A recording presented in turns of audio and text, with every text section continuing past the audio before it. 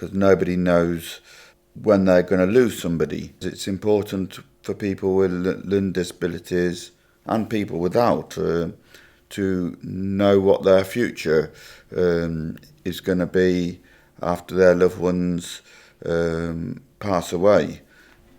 People who have a learning disability find it harder to discuss things, and I think families are more protective of us and they don't want to have that conversation, but we do need to have it. I'm okay.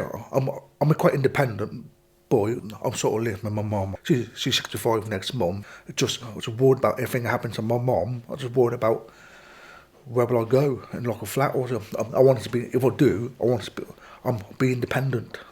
I'm very independent, I am.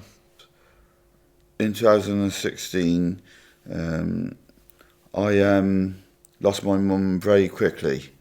I lost my nan about 4 years ago, suddenly. The same like happened with my dad. He passed away about 3 years ago this July.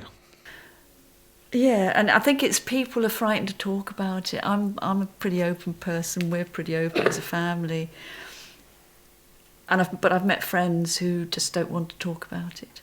When we're not here, it's important to put all this paperwork that we've been doing in place so that Jessie's carers will know where it is. It's making sure that the guardians know exactly what your life entails, so that it doesn't change too much, isn't it? I think that'd be important, don't you? Preparing for end of life could benefit everybody. You went to an event talking about end of life. There were stalls, there was a couple of workshops. Our workshop was about what's going to happen when you go older or when it pass away.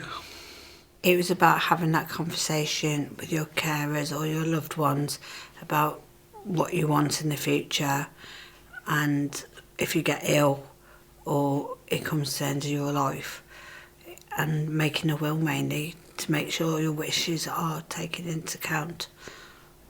That's probably the biggest thing that's ever going to happen to you. And whenever there's a huge thing that's going to happen in your life, you plan for it. People plan for births, they plan weddings. Why wouldn't you make a plan for your death? As a GP, and particularly as a GP working in care homes now, if families have had these conversations, that if people are comfortable with what is happening, it means that their whole experience can actually not be a negative experience, ironically. Death, yes, is sad. You can't get away from the sadness of it. But it can be really life-affirming, that you create really positive memories for people.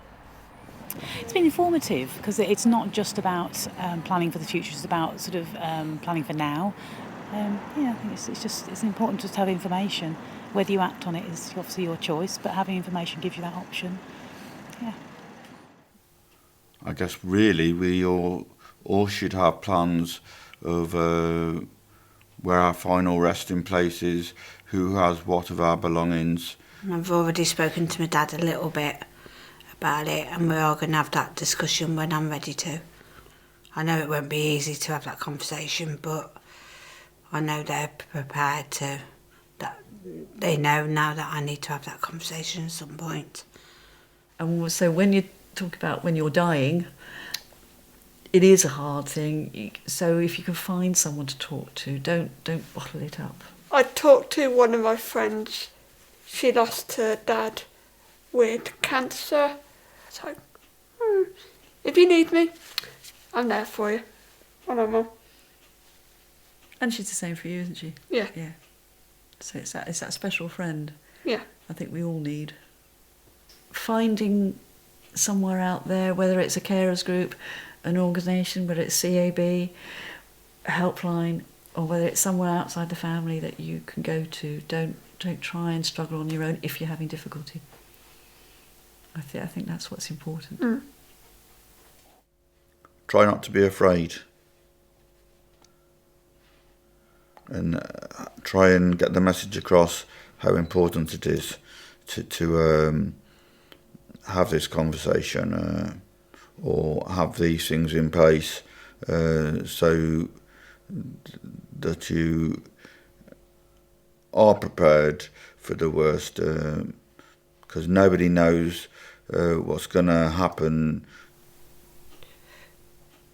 And having that conversation is going to be hard, but it's better to have it and not have it, because you will feel better after you've had it.